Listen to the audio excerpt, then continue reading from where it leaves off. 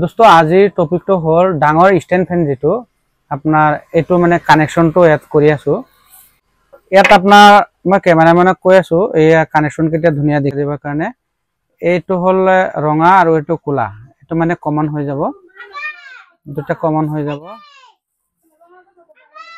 তাৰ পিছত আপনাৰ হৈ যাব এফালে কোলাটো ক্যাপাসিটৰ লাইন আৰু হল এয়া ৰঙাটো এফালে ক্যাপাসিটৰ লাইন এটো হৈ গল আপনার এটা রানিং কয়েল হল রঙাটো এই রঙাটো এতিয়া মানে আমি লাইন দি বলে চাম প্রথম সিরিজ লাইন দি বলে চাব লাগিব যে বডি হৈ আছে নেকি বডিটো হৈ আছে নেকি নাই বডি নাই এটো এ আপনার বডিত টাচ এটা কৰি ওয়্যাৰ এটা ৰাখি পেলাই ইয়াত লুপিংত চাব লাগিব যে ইয়াত লুপিংৰ পৰা যদি সিৰিজ লাইনৰ বাল্ব জ্বলিছে তেনে হলে আপনার বডি হয় এটো বডি নাই হ্যাঁ এটা আমি মেইন লাইন দি আছো এটো মানে মেইন লাইনটো ৰঙা ৰঙাই পৰিব লাগিব ৰানিংত পৰিব লাগিব এয়া